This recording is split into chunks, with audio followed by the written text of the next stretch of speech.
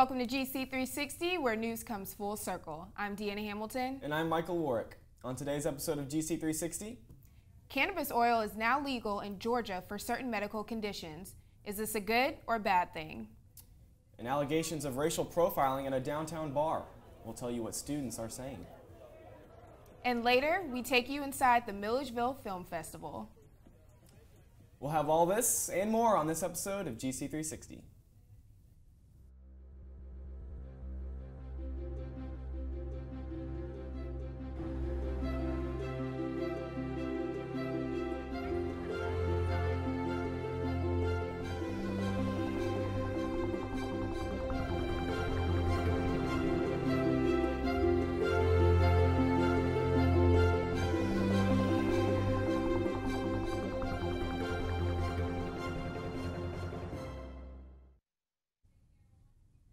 Former Milledgeville Mayor Richard Bentley was arrested on Monday, April 20th after turning himself in to a Baldwin County police officer. Bentley was charged with 7 counts of misappropriation of $34,000 in insurance premiums and 5 counts of issuing fraudulent insurance certificates. Bentley owned and operated Wilkinson Insurance Agency on North Wayne Street. The charges allege that Bentley was taking premiums from clients and not buying policies for them. Authorities say that fraud occurred from September 2013 through October 2014. Bentley resigned as mayor in February, citing medical reasons, and Bentley was released on bond of $50,000. According to the district attorney's office, no date has been set for the arraignment. Neither Bentley nor his attorney could be reached for comment, despite repeated attempts to do so. And now on to the upcoming mayoral election in Milledgeville, necessitated by Bentley's resignation. 3 people are now in the running to take over the position. Melba Burrell, a 66-year-old business owner, is new to the political scene. She tells GC360 that her focus will be to bring back jobs and economic growth to Milledgeville. Also running for office is Gary L. Thrower, a 55-year-old businessman. His main concern is restoring faith in the city government, something that has been severely damaged by the recent allegations of ethics violations. Like Burrell, he too wants to get jobs back to Milledgeville. Last, former Mayor Floyd L. Griffin is making a comeback. Now 70 years old and owner of a local funeral home, Griffin, like the other candidates, is also focusing on unemployment and job opportunities.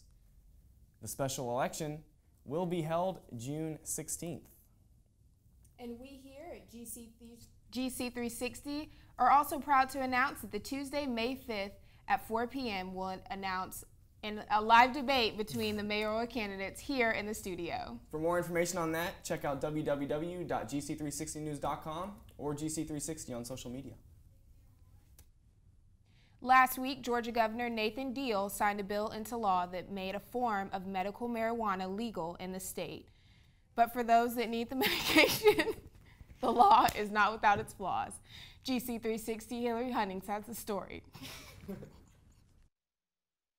Under the new law, patients can have up to 20 ounces of low-THC cannabis oil. Eligible patients include those suffering from cancer, ALS, seizure disorders, multiple sclerosis, Crohn's disease, mitochondrial disease, Parkinson's, and sickle cell disease. GC360 reporter Katie Souther has suffered from epileptic absent seizures since childhood and is eligible to receive the cannabis oil.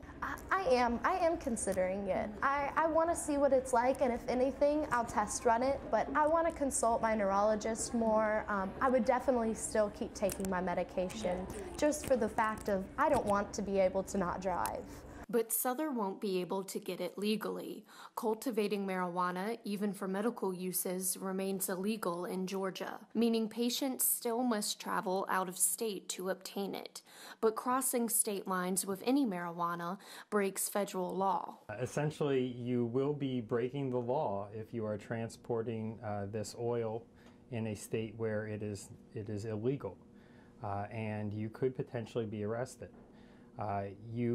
Aside from that, you are breaking federal law by being in possession of this oil. So regardless of what Georgia says on the subject, the position of the federal government is that any possession of marijuana or a marijuana derivative is illegal. So you are taking a risk, and this Georgia law will not protect you from prosecution in other states, and it will not protect you from federal prosecution. GC students also have opinions on the new law.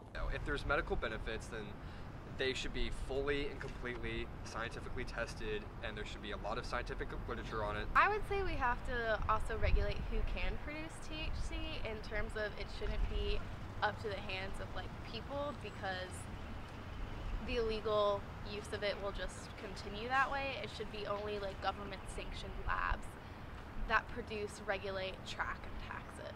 Major J.T. Davis of the Milledgeville Police Department says medical cannabis oil has to be kept in an approved pharmaceutical container and must be accompanied by a registration card. The state will soon issue a legislative update detailing guidelines for law enforcement, he adds. Meanwhile, Georgians await further changes in the law.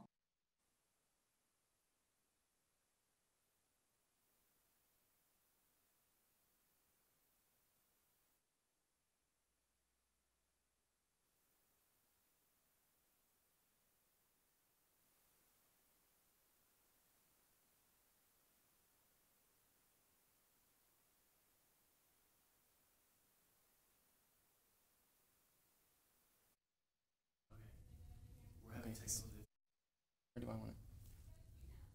Thanks, Hillary. Coming up next, we dive into GC. Sorry for those technical difficulties. Sorry. We're going to recap game results, and we'll look into the infatuation with GC intramural sports. Don't go away. Sorry for those technical difficulties. We'll be right back. Don't look at me. Your hair's a bit frizzy today. Oh, you should pick that up. Oh, you're such a dork. Loser. Here, let me help you with that. Oops.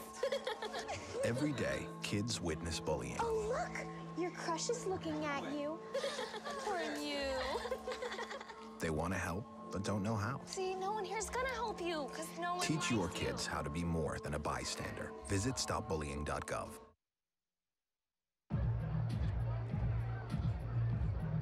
If you drive buzzed, it could cost you around $10,000. You'll face major legal fees, major fines, and steep insurance penalties. You could lose everything. Buzzed, busted, and broke. Because buzz driving is drunk driving.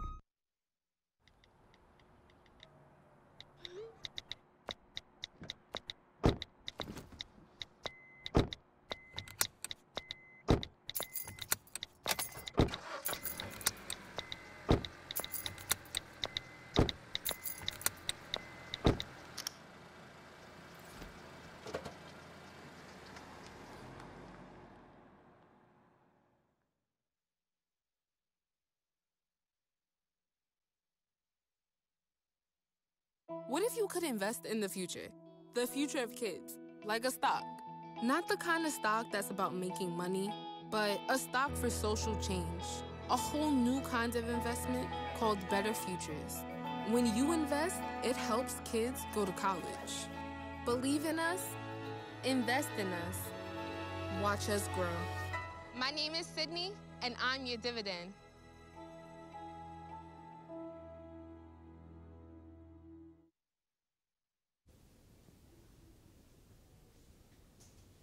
Welcome back to GC360 News. Now we have with us Cole Rogers from GC360 Sports. Cole, what do we have for today?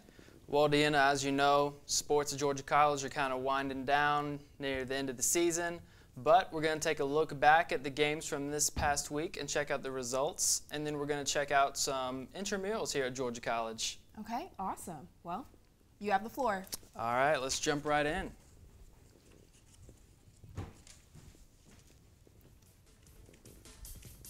Welcome to GC360 Sports. I'm KJ Sinclair. I'm Kelly Miller. And I'm still Cole Rogers. Let's get started.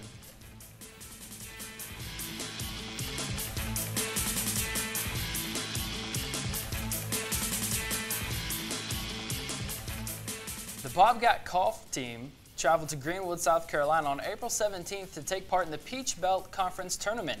The three-day tournament, formatted to fit a round per day, offered an automatic bid to the NCAA Super Regional for the winner. The Bobcats performed well throughout the weekend and were in the top 5 entering the final day. Although they had a strong start to the last round on Sunday, rain and thunderstorms ended the Bobcats' chances. They finished in 5th place and are awaiting the selection for the Super Regional Tournament that will take place May 4th through 6th in Dade City, Florida. On the softball diamond, the Bobcat women finished out the regular season with a split in a doubleheader matchup against Armstrong State University. After dropping the first game, 4-3, on a walk-off hit by the Pirates in the bottom of the 7th inning, GC clawed back in the game two with an impressive 10-6 extra inning win, with 5 runs coming in the top of the 10th inning. The victory secured the Bobcats the 2nd seed in the Peach Belt Conference Tournament, being hosted Friday and Saturday at the Peeler Complex. In another key conference matchup to determine postseason tournament seeding, the tennis teams were in action, playing host to Columbus State University. The women's team suffered a tough 5-2 loss. After trailing 2-1 after doubles action, Jenna Kelly picked up the only other Bobcat victory of the day. The loss secures the 3rd seed in the PBC tournament. On the men's side, the Bobcats flipped the script, achieving a 5-2 victory over the Panthers. Also trailing 2-1 after doubles, the Bobcat men completed a sweep of the Panthers in singles play, featuring wins from Taylor Powell, Janique Cumbier, Mattia Campos, and Pedro Estenaro. The upset over 8th-ranked Columbus State secures the number 3 seed in the conference tournament. The opening round of the tennis tournament will begin on Friday, April 24th at 1 p.m. For many students here at Georgia College, intramural sports have become a tradition. GC360's Will Dodgen shows us why. It's serious, it's prestigious, and it's fun. Every year, the GC Intramurals engage thousands of students as they fight for glory on the sports field. Intramurals are the largest student organization here at Georgia College. But why are so many students involved? I play intramurals, have a good time, stay in shape, play with my friends, and of course win.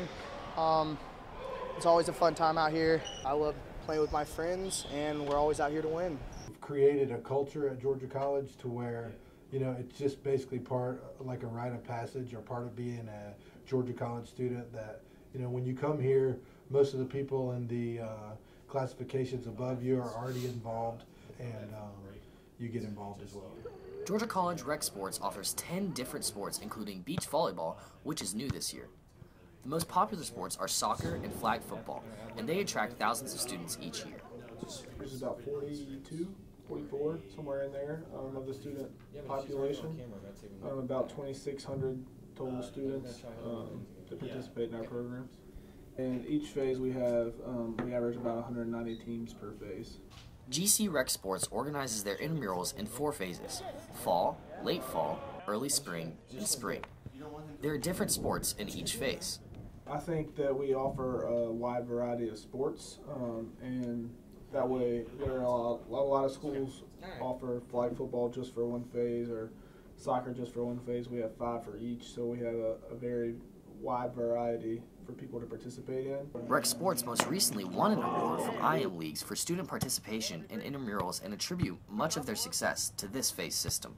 In Dallas, we were just at a national conference, and IM Leagues has a app-based thing with them called Rec-It, and the Rec-It app they gave a top 10 award list for the entire country. They have over 425 schools on Rec-It, and we finished number 7. In terms of percentage-based, how many people use the app towards IM Leagues and stuff like that. So what are intramurals really about? Bragging rights mainly against other teams. I have a lot of friends who play out here. I'd like to rub it in their face, a little dirt, you know. I'm Will Dodgen, reporting for GC360. Logan Maddox of the Georgia College Bobcats baseball team was recently named Peach Belt Conference AstroTurf Freshman of the Week for his performance during the 5th through the 12th of April. Maddox hit 7 for 16 during this 4-game stretch, including an outstanding 4 for 5 performance against Lander University. In that game, he hit a 2-run home run in the 9th inning to seal the victory. Maddox is currently batting .300 on the season with 3 home runs for the 23rd and 15 Bobcats. The freshman looks to lead the 7th place Bobcats into the Peach Belt Conference Tournament and hopefully even further. That's all we have for sports this week. I'm KJ Sinclair. I'm Kelly Miller. And I'm Cole Rogers. We'll be right back for more with GC360 News in a moment. You make me wear my bike helmet. Taught me never to run with scissors. You tell me to stay away from drugs. To always buckle my seatbelt. And to follow the swimming rules. You're always looking out for me and trying to keep me safe. So why do you keep a loaded gun in your drawer?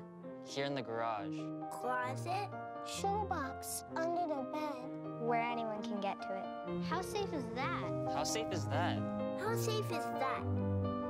You asked them to follow some safety rules. Now they're asking you. In fact, they're counting on you. Never let your gun get into the wrong hands. If you own a firearm and are not using it, please be responsible and be sure that it's stored in a safe place. Remember, always, lock it up. For more information on firearm storage safety, visit ncpc.org.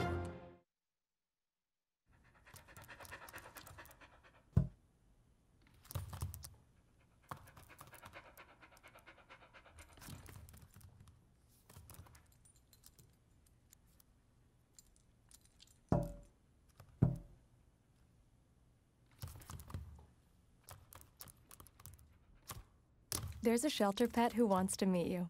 Meet one today. Visit theshelterpetproject.org. Adopt.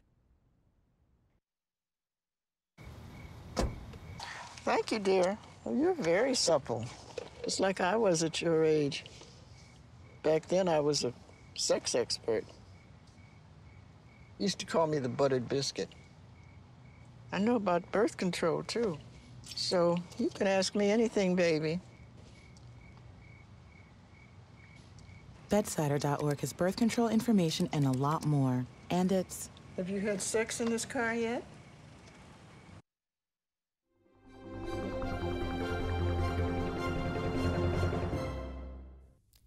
We apologize for the technical difficulties earlier. We have established contact with our reporter Hillary Hunnings, who is outside on Front Campus now with a few Georgia College students to discuss Georgia's recent legalization of medical marijuana. Hi, I'm Hillary Hunnings, reporting live on Georgia College's Front Campus to hear more about Georgia legalizing medical marijuana. So sorry about those technical difficulty issues earlier, but we're going to get started. So what do you think about the bill? I personally think that it's a good thing that they passed it because people who especially need it should be able to have access to it.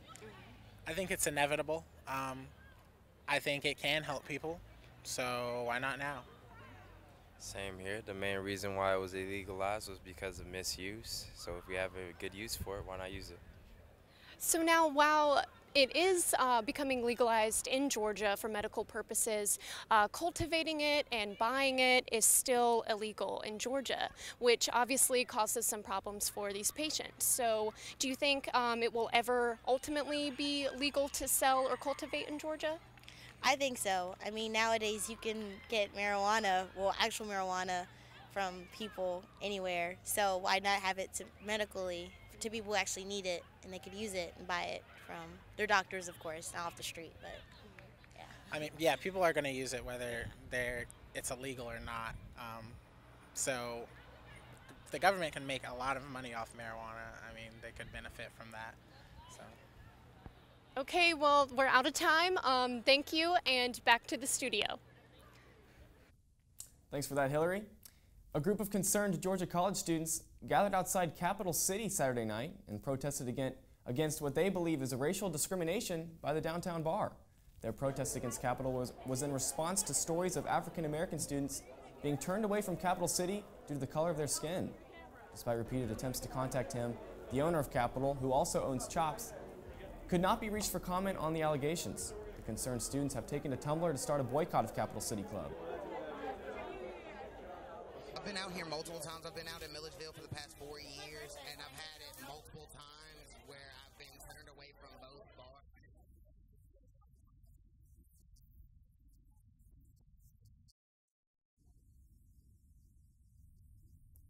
Wait, what? GC360 will bring you more next week on accounts of students who feel they have been racially profiled downtown.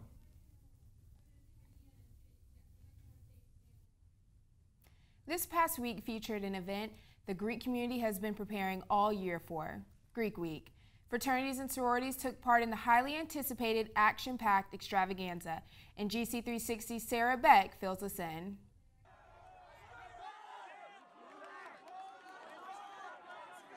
Tug, Singing Bee, Family Feud, sound familiar? That's because those are just some of the events that took place in this year's Greek Week.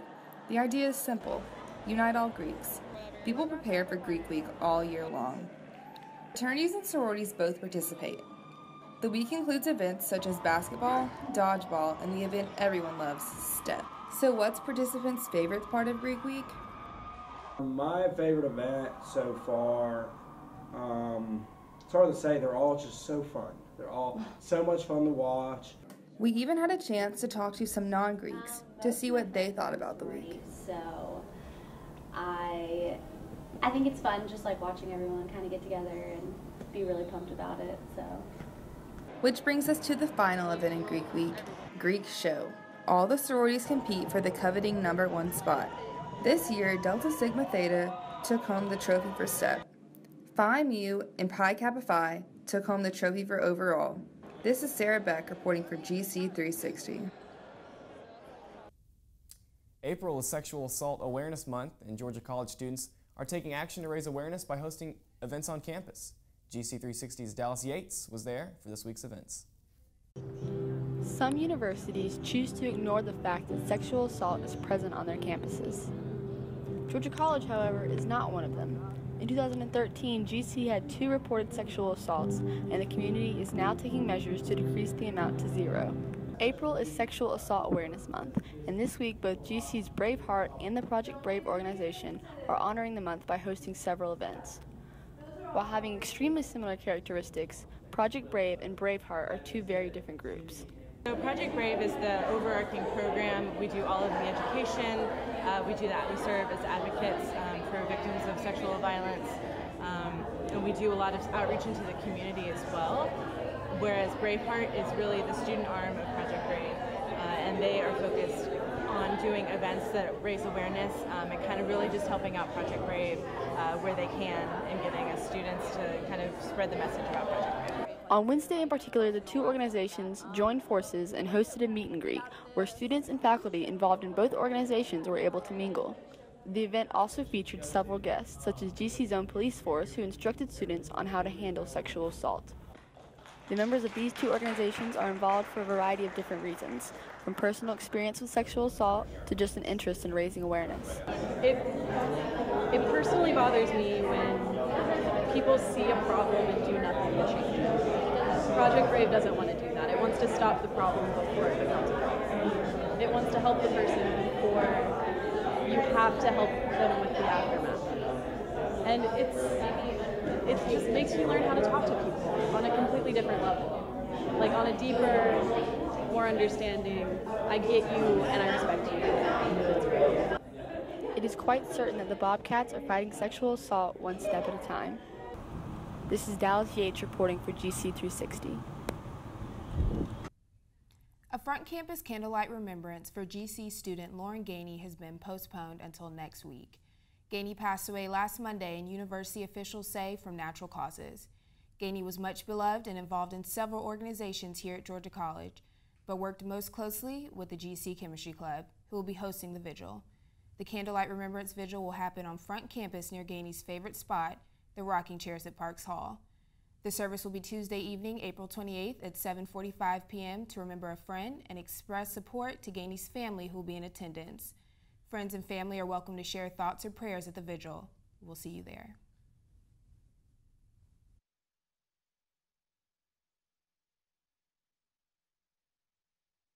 No more pencils, no more books. No more teachers, dirty looks. School's out for summer. School's out forever. School's out with fever. School's out completely.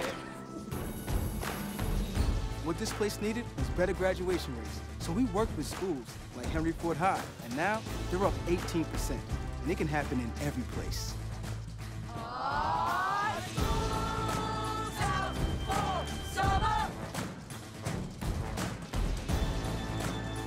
To help us do more good this year, go to unitedway.org, because great things happen when we live united.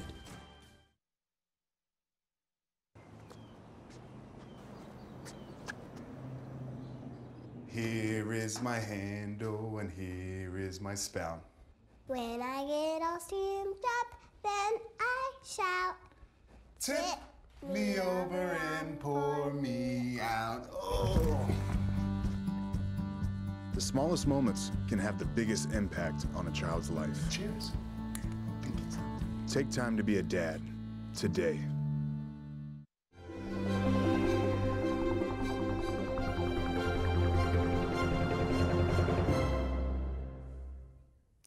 Welcome to GC360 Entertainment. I'm Veronica Ulisny. Last Saturday evening, the old Governor's Mansion and the Georgia College Department of Music paired up to host the 7th annual Music at the Mansion. Guests arrived with blankets and snacks to indulge in while enjoying the music. The groups performing included Brass Ensemble, The Cats Meow, Percussion Ensemble, and MTD Singers. Donations were all accepted and all proceeds went to music scholarships and the old Governor's Mansion. If you missed the music this year, don't worry. Music at the Mansion is an annual event. Next year's performance dates aren't finalized, but the show will go on. Georgia is becoming known as the Hollywood of the South. And this past weekend, Milledgeville got to experience some of that movie magic as Milledgeville's 2nd annual film festival was held. Individuals from around the country came to show off their work and share their passion for filmmaking. Hollywood comes to Milledgeville. The 2nd annual Milledgeville Film Festival took place last week, with film screenings happening all over town. Over 70 short and feature films submitted to the festival. The competition was fierce. Submissions were sent to the film festival from all over the world. Whitelock, a Canadian film, was well received by Milledgeville moviegoers. Andre Guantanamo, an actor in Whitelock, shared his thoughts about the festival. I've been really happy to come down here to Georgia and come to the festival. Milledgeville has been nothing but warm and hospitable, especially to somebody like me coming in from Canada. Haven Nutt, maker of the short horror film Masquerade, came down from Nashville to join in the festivities.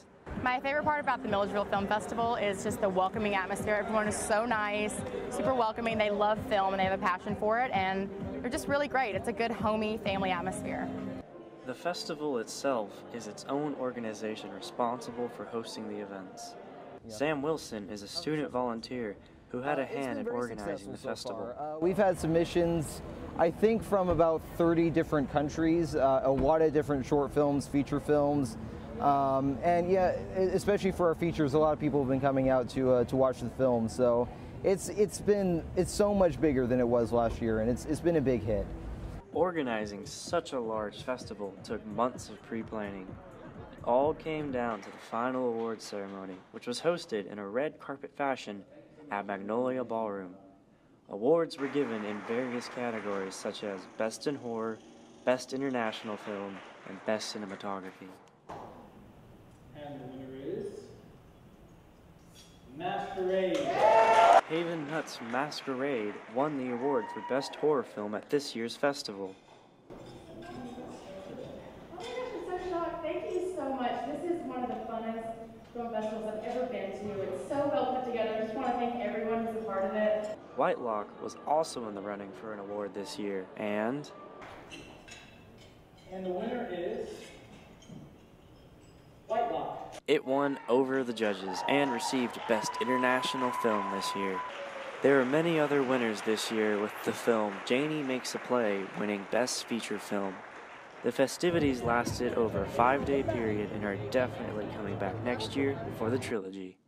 For GC360, this is Ryan Tracy. That's all for entertainment this week in the news. I'm Veronica Ulisny. See you next week. Thanks, Veronica. That's it for us here at GC360 News. Don't forget to check us out on Facebook, Twitter, and Instagram for the latest news. I'm Michael Warwick. And I'm Deanna Hamilton. We'll see you next week right here on GC360 News.